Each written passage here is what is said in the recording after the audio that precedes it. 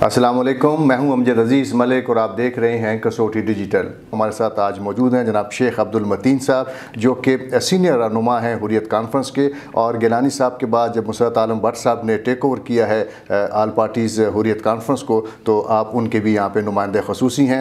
हमारे साथ एक और सीनियर रहनुमा तशरीफ़ रखते हैं हुर्रियत कॉन्फ्रेंस के, जनाब इम्तियाज़ वानी साहब। तो हम दोनों से वक्फे से बात करेंगे। मेरी ख्वाहिश होगी शेख साहब ये बताइए कि आज आप पेशावर तशरीफ़ लाए हैं इस्लामाबाद से ख़ास तौर पे, तो क्या आपने जो मुज़ाहरा था सूबाई हुकूमत की जानिब से उसमें भी शिरकत की, और फिर आज का जो यौम स्याह है ये हम क्यों मनाते हैं?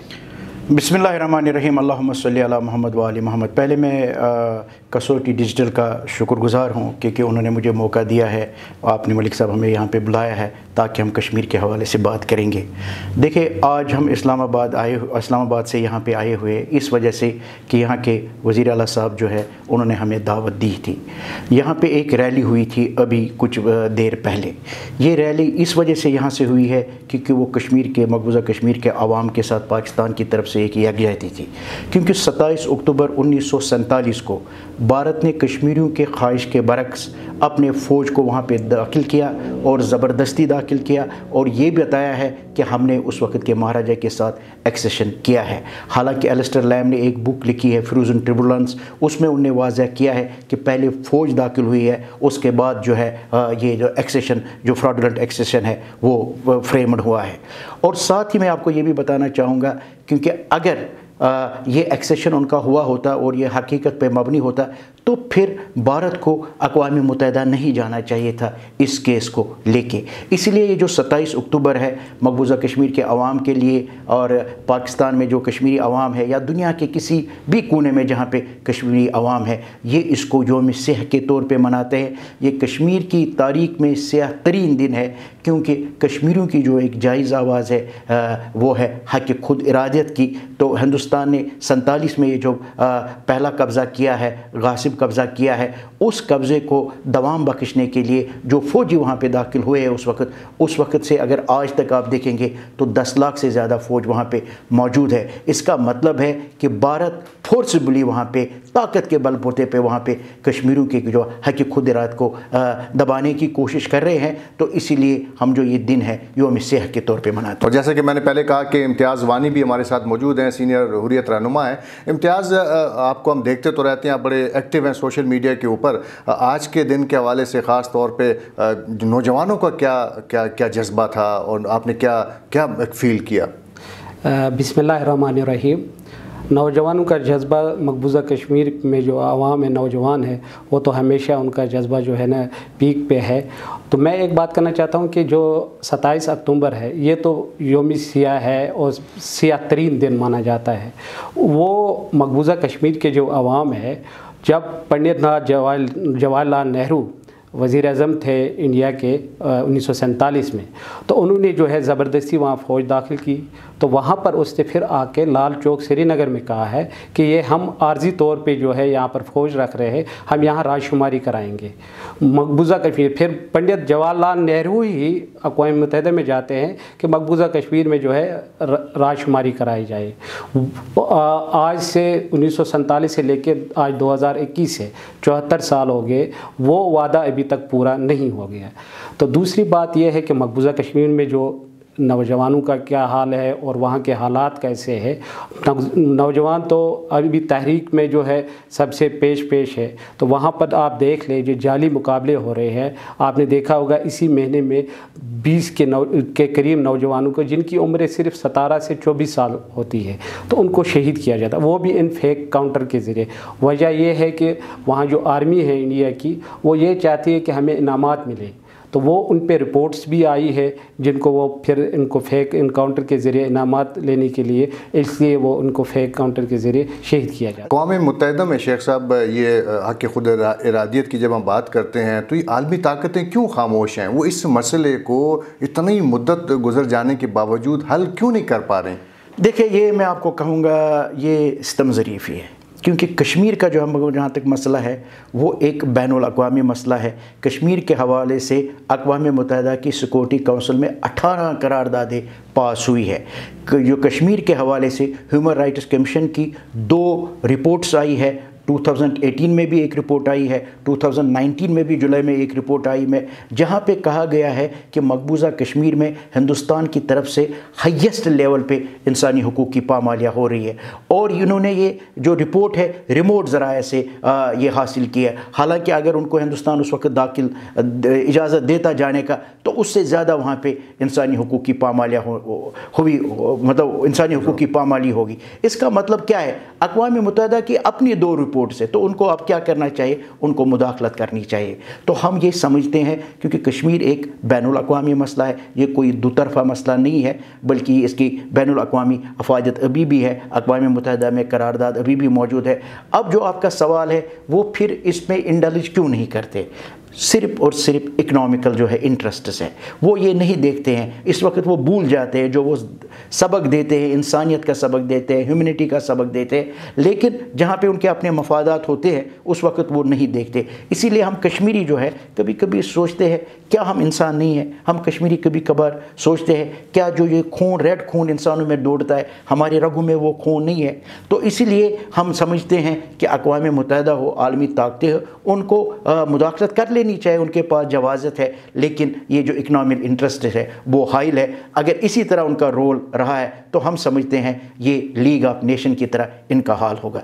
शेख साहब, पाकिस्तान का क्या किरदार है इस मसले के हल के लिए? क्योंकि हम जो बातें सुन रहे थे थोड़ी सी हौसला शिकनी तो हुई थी, लेकिन मेरा ज़ाती ख्याल तो ये है कि पाकिस्तान की कोशिशें भी जारी हैं और पाकिस्तान कश्मीरियों के साथ खड़ा है।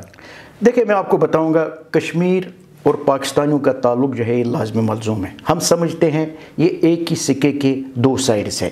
इसलिए कश्मीर यानी पाकिस्तानी अवाम का जहाँ तक ताल्लुक़ है, उनकी दिल की धड़कनें कश्मीरी अवाम के साथ धड़कती है, इसलिए हमें हौसला मिलता है।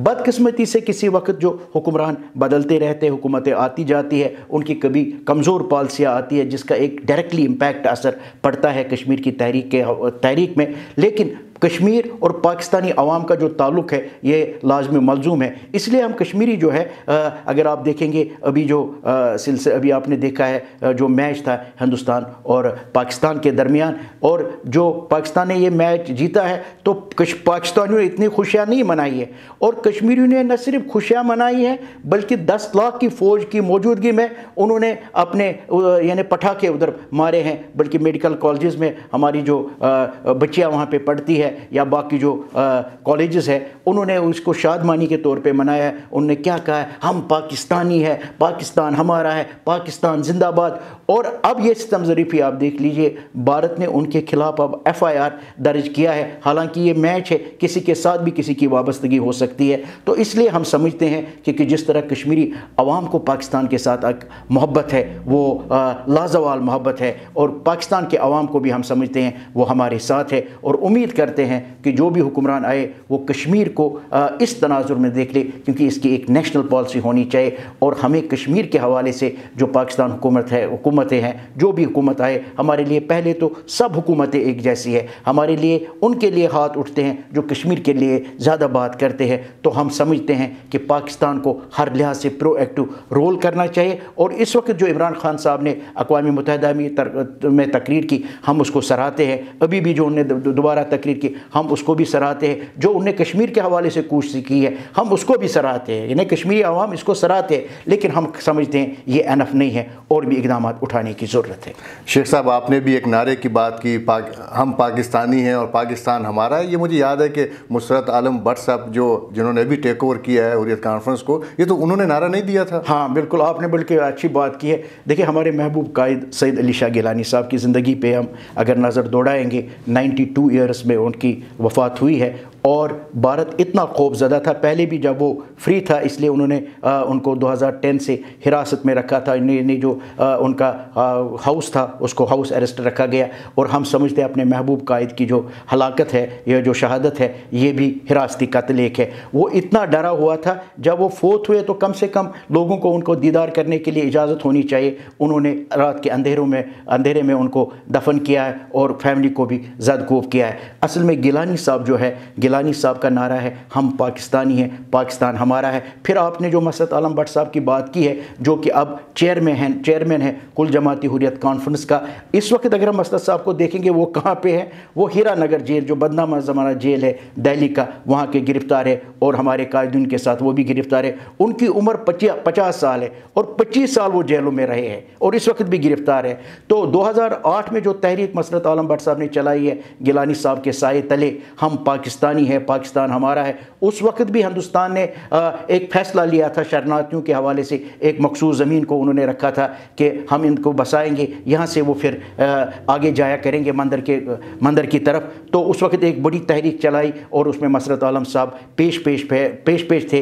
तो वो 2008 की तहरीक थी। इसी तरह 2010 में जो मसरत साहब ने तहरीक चलाई जब शहीद तुफैल मुतू को शहीद किया गया, तो उसमें 110 कश्मीरी उस वक्त शहीद हुए और उन्होंने एक कैलेंडर भी दिया था और उनको फिर अंडरग्राउंड भी रहना पड़ा। और वो एक सियासी कायद थे और हिंदुस्तान ने उनके लिए इनाम भी रखा था सियासी कायद होने के बाद भी। और 2015 में जो राजनाथ ने दिल्ली में तकरीर की और उसमें उनके हवाले से बात की है, तो उस वक्त जब उनको रिहा किया गया था तो चंद महीनों के बाद उसको फिर गिरफ़्तार किया गया और मुफ्ती सईद की हुकूमत उस वक्त ख़त्म हुई है। तो मसरत आलम भट्ट साहब को सिर्फ मैं आपसे गुजारिश कर रहा हूँ आपके चैनल के वसातत से, ज़रूर आप लोग गूगल में देख लीजिए और उधर लिख लीजिए मसरत आलम भट्ट साहब वीडियोज़, तो आपको ख़ुद पता चलेगा उन वीडियोज़ को देख के कि मसरत आलम भट्ट साहब का क्या जज्बा है पाकिस्तान के हवाले से, तहरीक के हवाले से, मसरत आलम भट्ट साहब कैसे पेश है। तो इंशाल्लाह हम समझते हैं पाकिस्तान और कश्मीर अलग अलग नहीं है और वो दूर नहीं है। हिंदुस्तान को अब मानना पड़ेगा कि उन्होंने कौन सा जुल्म का हथियार इस्तेमाल नहीं किया, उन्होंने कौन सा जबर का इस्तेमाल नहीं किया। उन्होंने पैलेट भी चलाए, बुलेट भी चलाए, इवन उन्होंने कीमियाई हथियार भी इस्तेमाल किए, उन्होंने ब्लैक लॉज का भी सहारा लिया है, उन्होंने हमारी प्रॉपर्टी को भी नुकसान पहुँचाया, उन्होंने हमारी माशत को भी नुकसान पहुँचाया है। 1 लाख से ज़्यादा कश्मीरियों को शहीद किया है, 7,000 से ज़्यादा हमारी हिरासती कत्ल हुए हैं, ये ने 12,000 से ज़्यादा हमारे इज्तिमाई असमत दरी हुए, 24,000 से ज़्यादा हमारे विडोज़ हुए हैं। उसके बावजूद भी कश्मीर का जज्बा उसी तरह है, कश्मीर का नारा उसी तरह है, कश्मीरी उसी तरह पेश है तहरीक के हवाले से। इसलिए भारत को होश के नाखून लेना चाहिए और इन ऊँचे हथकुंडों से कुछ नहीं निकलने वाला, उनको आगे आना चाहिए। आगे आने के लिए कश्मीर के जो ये मसला है उसको एड्रेस करना चाहिए, क्योंकि कश्मीर जो है वो most peaceful people in the world जो है वो कश्मीर है। कश्मीर जो था वो पैराडाइज ऑन अर्थ था, जो अब हेल बना हुआ है।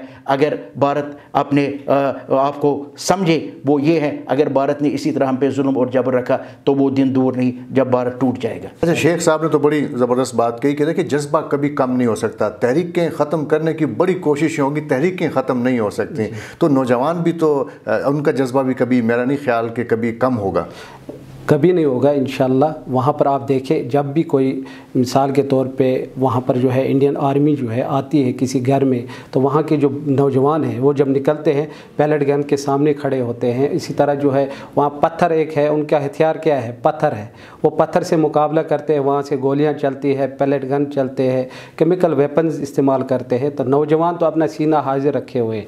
मगर मकबूजा कश्मीर के जो जुल्म हो रहा है, आप देखें इस वक्त जो है जब 5 अगस्त का वाक़ा होता है, वह 370 और 35A को ख़त्म किया जाता है, तो मकबूजा कश्मीर के अवाम वहाँ पूरे जो मकबूजा कश्मीर में है कर्फ्यू लगा दिया जाता, जो है 1 साल तक जो है वो जारी रहा, वहाँ लोगों को निकलने नहीं दिया गया।